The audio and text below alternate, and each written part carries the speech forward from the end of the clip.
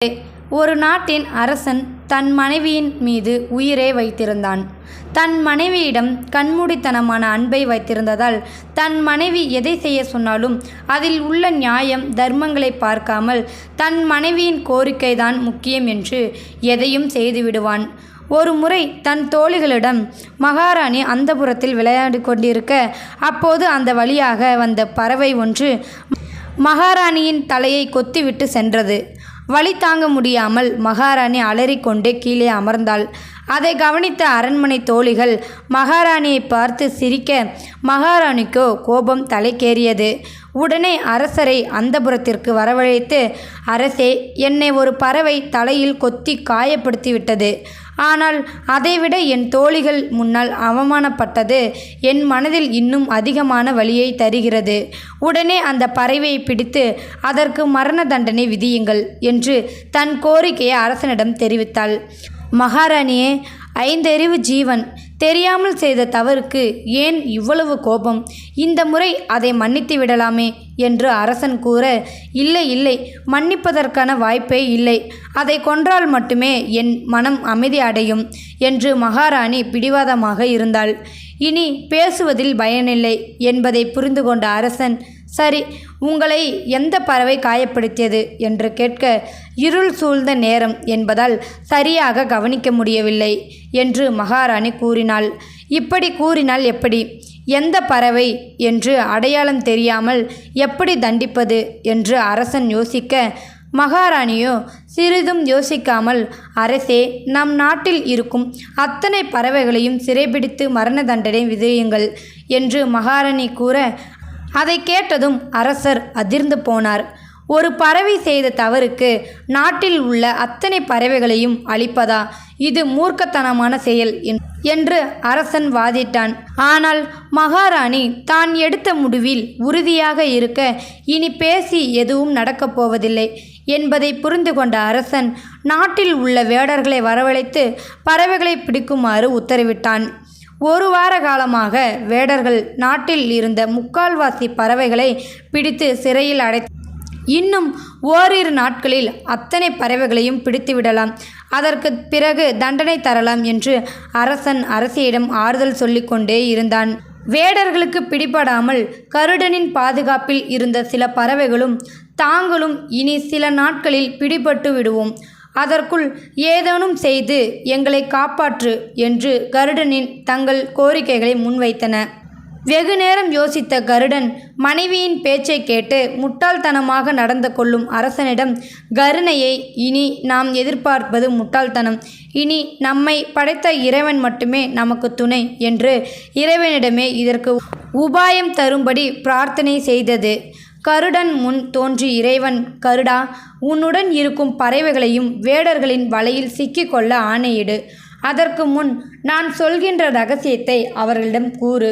உங்களை படைத்த எனக்கு உங்களை எப்படி காக்க வேண்டும் என்று தெரியாதா? நம்பிக்கையுடன் செல், நான் உனக்கு துணையாக இருப்பேன் என்று கூறிவிட்டு இறைவன் மறைந்துவிட்டார். இறைவன் கூறிய ரகசியத்தை பறவைகளிடம் கூறிய கருடன், வேடர்களின் வலையில் நீங்களாகவே சென்று அகப்பட்டு கொள்ளுங்கள் என்று உத்தரவிட அனைத்து பறவைகளும் பிடிபட்டன. மறுநாள் தண்டனை தர அரசரும் மகாராணியும் மரண கூட்டத்திற்கு வந்தனர். அங்கு நாட்டில் வசித்த அத்தனை பறவைகளும் அச்சத்துடன் கத்திக் கொண்டிருந்தன.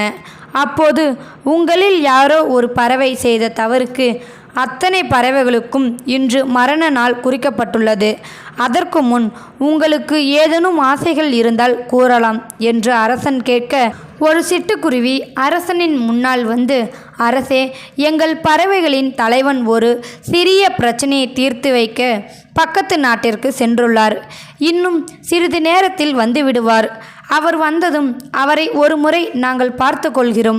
அதற்கு பிறகு நீங்கள் எங்களை கொல்லுங்கள் என்று சிட்டுக்குருவி கேட்க, ஓ, பக்கத்து நாட்டிற்கு சென்று பிரச்சனைகளை தீர்க்கும் அளவிற்கு புத்திசாலியான பறவையாது? வரட்டும், அந்த பறவையை நானும் பார்க்க வேண்டும். அதற்கு பிறகே தண்டனைகளை நிறைவேற்றலாம் என்று அரசன் காத்திருந்தான். சிறிது நேரத்தில் கருடன் அங்கே வந்தது. அதை பார்த்ததும் அரசன் அந்த பறவையிடம், ஓ, தாங்கள்தான் பக்கத்து நாட்டு பிரச்சனைகளை தீர்க்கும் புத்திசாலியோ? அப்படி அவர்களுக்கு என்ன பிரச்சனை? அதை நீ எப்படி தீர்த்தாய் என்று அரசன் கேட்க, அரசே, நாட்டில் எண்ணிக்கையில் ஆண்கள் அதிகமா பெண்கள் அதிகமா என்று பக்கத்து நாட்டு அரசர் கேட்டார். அதற்கு சரியான பதிலை கூறினேன். என்னை பாராட்டினார் என்று கருடன் கூற, இந்த கேள்விக்கு சிறு குழந்தை கூட பதில் தருமே. எனக்கு தெரிந்தவரை அந்த நாட்டின் கணக்கெடுப்பின்படி ஆண்கள்தான் அதிகம். நீயும் அதைத்தானே கூறினாய் என்று கேட்க, இல்லை அரசே, பெண்கள்தான் அதிகம் என்று கூறினேன். அதற்கான விளக்கத்தையும் தந்தேன் என்று கருடன் கூற, அப்படி என்ன விளக்கத்தை தந்தாய் என்று அரசர் ஆர்வமாக கேட்டார். பக்கத்து நாட்டில் இராணுவத்தில் சேர எந்த ஆண்மகனும் முன்வருவதில்லையாம். விசாரித்து பார்த்ததில் அவர்கள் வீட்டில் இருக்கும் தாய், மனைவி, சகோதரி என்று பெண்களின் பேச்சை கேட்டுக்கொண்டு நாட்டின் பாதுகாப்பை பற்றி கவலைப்படாமல் இருந்துள்ளனர். ஒரு குறிப்பிட்ட வயதிற்கு வந்த பிறகும் தன் புத்தியை பயன்படுத்தாமல் பெண்கள் கூறும் விஷயங்களில் உள்ள நன்மை தீமைகளை தெரிந்து கொள்ளாமல் அப்படியே அதை ஏற்றுக்கொள்பவன் பிறப்பால் ஆணாக இருந்தாலும் எண்ணிக்கையில் பெண் வரிசையில்தான் வருவான் அல்லவா? அதனால்தான் அப்படி கூறினேன் என்று கருடன் கூறி முடிக்க, அரசனோ தன்னை யாரோ சவுக்கால் அடித்தது போல் உணர்ந்தான். அப்படியே ஏற்றுக்கொண்டு, அதே தவறைதானே நானும் இப்போது செய்து கொண்டிருக்கிறேன். அப்படியென்றால் நானும் பெண் வரிசையில்தான் வருகிறேனா என்று நினைத்த அரசர், கருடா, இந்த பறவைகளை அழைத்து கொண்டு செல். நான் எப்போது ஆணையிட்டாலும் இந்த பறவைகள் இங்கே வர வேண்டும் என்ற கட்டளையுடன் அவைகளை விடுதலை செய்தான். மகாராணியோ பறவைகளை விடுதலை செய்ததை அறிந்து எல்லையில்லா கோபத்துடன் இருந்தாள். அரசன் எத்தனை முறை எடுத்து கூறியும் அவள் புரிந்து கொள்ளவில்லை. சரி, 1 வாரம் 10 நாட்கள் கடந்தால் எல்லாம் சரியாகிவிடும் என்று அரசனும் எதையும் பெரிதாக கண்டுகொள்ளவில்லை. ஆனால் மகாராணிக்கோ அரசர் நம்மை கண்டுகொள்வதில்லை என்று தெரிந்ததும் உணவு உண்ணாமல் பட்னி இருக்க தொடங்கினாள். தொடர்ந்து பட்னி இருந்ததால் மகாராணியின் உடலில் சக்தி குறைந்து மயக்கமடைந்து ஆபத்தான நிலைக்கு தள்ளப்பட்டாள். இதை அறிந்த அரசன் என்ன செய்வதென்று தெரியாமல், ஒரு பறவை செய்த தவறுக்கு அத்தனை பறவைகளையும் கொல்வதா, இல்லையேல் பறவைகளின் உயிரை காக்க என் 6 மனைவியை இழப்பதா, இல்லை, என் மனைவியை இழக்க நான் தயாராக இல்லை என்று மீண்டும் பறவைகளை உடனே சிறைக்கு வரும்படி உத்தரவிட்டான். அங்கு வந்த அத்தனை பறவைகளையும் பார்த்த அரசன், எங்கே கருடனை காணவில்லை என்று கேட்டார். தென் திசையில் உள்ள நாட்டில் ஒரு பிரச்சனை தீர்க்க சென்றிருக்கிறது, இன்னும் சிறிது நேரத்தில் வந்துவிடும் என்று கூறி முடிப்பதற்குள் கருடன் அங்கே வந்தது. கருடா, இன்று எந்த கேள்விக்கு விடை தந்துவிட்டு வந்தாய் என்று அரசன் கேட்க, அரசே, நாட்டில் பிறப்பு அதிகமா இறப்பு அதிகமா என்ற கேள்விக்கு விடை தந்துவிட்டு வருகிறேன். இதில் என்ன சந்தேகம் இருக்கிறது? பிறப்புதானே அதிகம். வருடா வருடம் மக்கள் தொகை கூடிக்கொண்டே போவதை பார்த்துமா அவர்களுக்கு விடை தெரியவில்லை என்று அரசன் ஏளனமாக கேட்டான். இல்லை அரசே, நீங்கள் கூறிய விடை தவறு. இறப்புதான் அதிகம் என்று கருடன் கூற, அதெப்படி சாத்தியம்? எனக்கு விளக்கமாக கூறு என்று அரசன் கேட்டதும், எவன் ஒருவன் தான் செய்தது தவறு என்று தெரிந்து ஒருவனை மன்னித்து சரியான தீர்ப்பை வழங்கிய பிறகும் தனக்கு வேண்டியவர்கள் தன் கூட இருப்பவர்களின் பேச்சை கேட்டுக்கொண்டு கொடுத்த தீர்ப்பை மாற்றி வாக்குறுதிகளை மீறுகிறானோ அவன் உயிருடன் இருந்தாலும் பிணத்திற்கு சமமானவன். தன் புத்தியை பயன்படுத்தாமல் அடுத்தவர்களின் தவறான சொல் பேச்சு கேட்பவன் உயிருடன் இருந்தாலும் இறந்தவர்களின் கணக்கில்தான் வருவான் என்று கருடன் கூற, அரசனுக்கு இந்த முறை நேரடியாகவே தன்னைதான் கருடன் பிணம் என்று கூறுகிறது என்பதை உணர்ந்து கொண்டு அரசன் மீண்டும் அந்த பறவைகளை விடுதலை செய்தான்.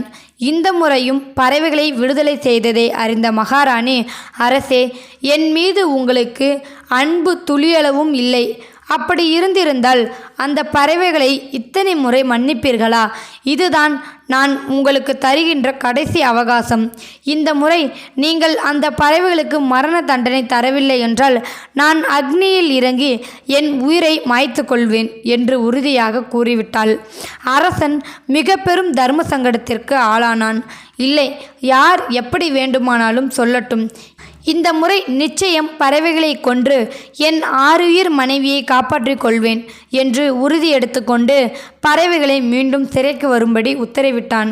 இந்த முறை எல்லா பறவைகளுடன் கருடனும் வந்திருந்தது.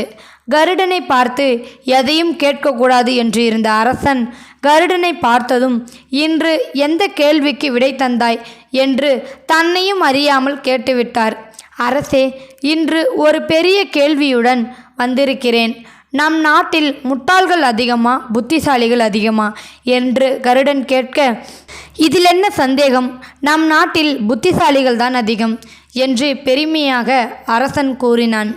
அதற்கு கருடன் இப்படி கூறியது: எந்த அரசன் ஒரு பிரச்சனையில் உள்ள நியாயம் தர்மங்களை பார்க்காமல் தனக்கு வேண்டியவர்களுக்கு எது தேவையோ அதை மட்டும் செய்கிறானோ, அப்படி அந்த அரசன் செய்வது தவறு என்று தெரிந்தும் அதை அப்படியே ஆமோதிக்கும் அரசர்கள் இருக்கிறார்களோ, அவர்கள் அனைவரும் உயர்ந்த பதவியில் இருந்தாலும் முட்டாள்கள்தான்.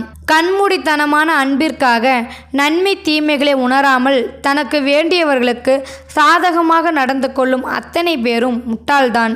இப்போது கூறுங்கள், நம் நாட்டில் புத்திசாலிகள் அதிகமா முட்டாள்கள் அதிகமா என்று கேட்க மன்னன் தலைகுனிந்து நின்றான். நாம் எவ்வளவு பெரிய முட்டாள் என்பதை உணர்ந்த அரசன், மகாராணி உண்மை புரிந்து உயிருடன் இருந்தால் இருக்கட்டும், இல்லையில் இறக்கட்டும். நான் இனி ஒருபோதும் இந்த பறவைகளை துன்புறுத்த மாட்டேன் என்று அவைகளை மகிழ்ச்சியுடன் வழி அனுப்பி வைத்தான்.